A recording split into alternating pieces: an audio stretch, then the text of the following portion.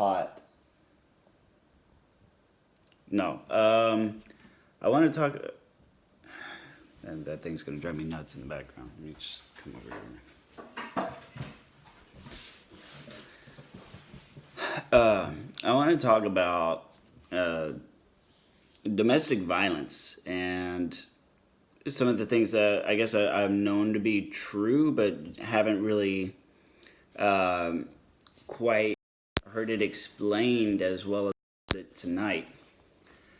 With violence and domestic violence, some of the facts about it, first of all.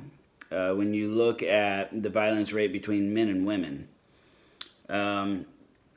when men are the aggressors by a high margin, the severity of the violence and the damages is far greater. So when men get mad, when men get violent, they tend to do more damage, and the effects tend to be far more profound than with women.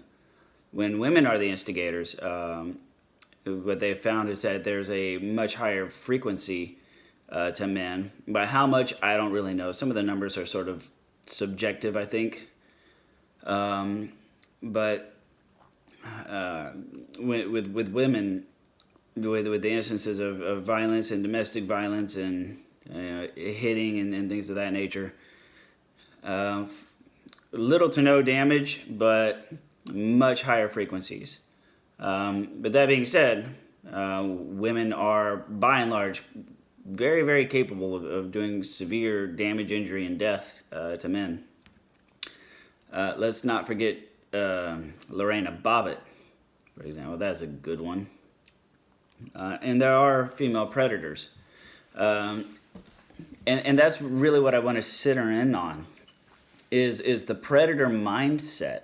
Because it's directly related to violence and domestic violence in relationships, especially if you're with a violent partner. It never starts out violent. It's not like, oh, hey, are we out of pancake mix? Pow, pow, pow, pow, it doesn't ever go like that. It's this gradual thing. From my personal experience, I've been the quote battered husband or the battered boyfriend. Obviously, I got over it, but it's that situation that the term battered boyfriend and battered husband. What it means, it doesn't mean you're a pussy. It doesn't mean that to man up and all that stuff. It means that a crazy bitch grabbed an object and fucking hit you with it. I've been in a relationship where I had to wear long sleeves. I had bruises around my arms from where she was escalating and escalating and escalating. And I decided that I just wanted to get away from her before shit got out of hand.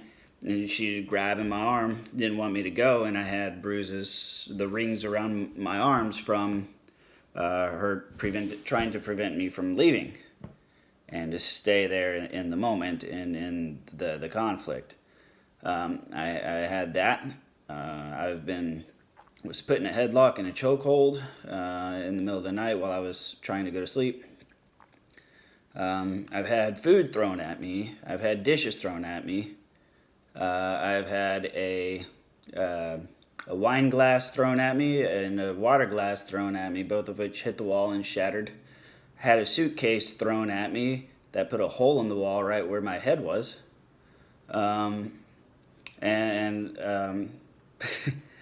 Baby food thrown at me. That was the first thing that got thrown at me, and it went up from there. So obviously these things don't just start like, hey, I'm Jonathan, let's go get some drinks, and it doesn't start like that. It usually starts with, damn girl, I like you. Yeah, you kind of wild, you kind of crazy. And then like 3 months later, it's like, stop breaking my shit, you crazy bitch. That's usually like the process. It starts off here and then here and then here and then here. And that is a predatory pattern. that's what I want to really highlight in this situation, right? When you see like lions on the Serengeti or the spaghetti, the whatever it is, the place where lions live and shit, where there's like the gazelles, you know, Simba and the Lion King or whatever, right? You see a pack of lions, zeroing in on a herd. They don't just go running in like cannonball.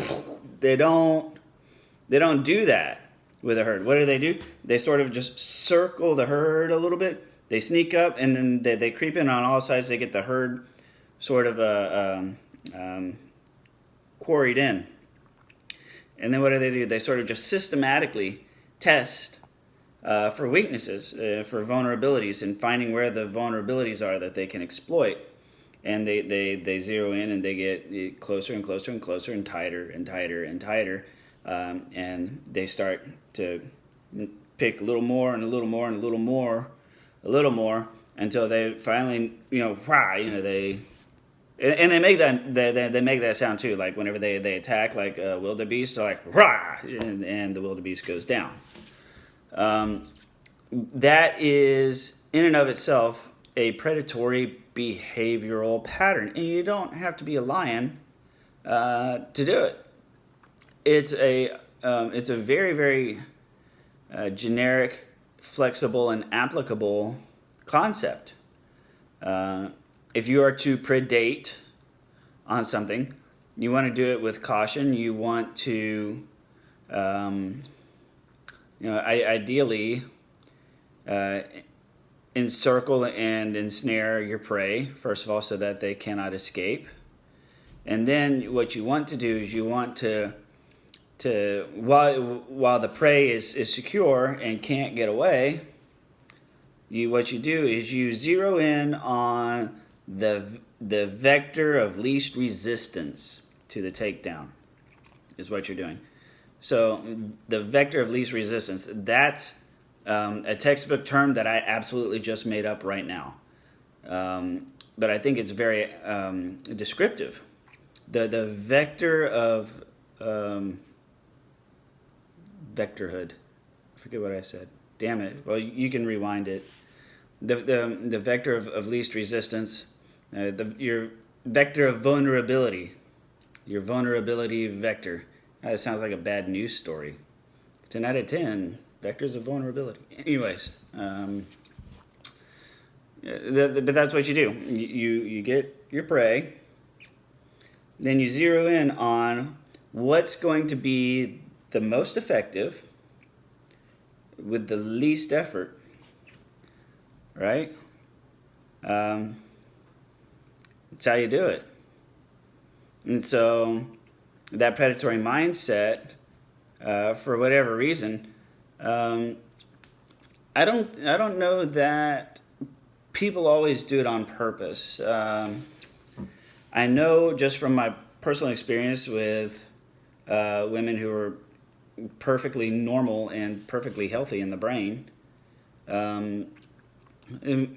overwhelmingly say that they do not like insecurities in men. Like most of the time, women don't want to be with an insecure man baby. They just don't. They might say, "Oh, let's just be friends," or I'm sure you'll find the girl to make you happy, that kind of stuff. But overwhelmingly, what in my experience has been women like to just check the man, just take the temperature, see how he's doing. Like, okay, how's he doing today? Is he weak? Oh, no, he's all that is man. Okay, okay, cool. They women like to do that. They like to test. So, and men will do it too. It's just usually sort of sexual, like pat on the butt, titty tickle, maybe smell the hair, Whatever. Like men will just kind of sort of just take the girl's temperature and be like, P in the V? Oh, nope, not tonight. Or, for all you know, the girl could be like, rah, and the P goes in the V. But yeah, there's sort of this behavioral pattern in relationships where you test your partner for various things. But I guess in the area of disorders and some of the more predatory disorders and predatory behaviors, it goes a step too far. I know that there's a very real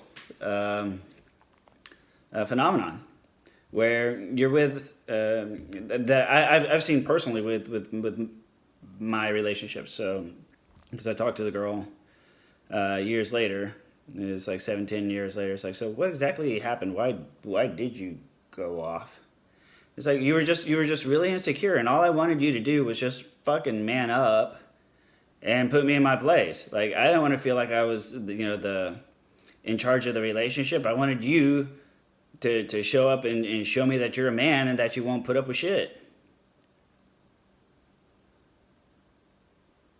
Right? So okay. So that can go too far, and that can be how it starts, and then it just goes on and on and on and on and on to someplace it shouldn't go. So men and women can both do that. The profound epiphany that I had in my studies tonight was this: the statement that says, your life is filled with all the people you still tolerate.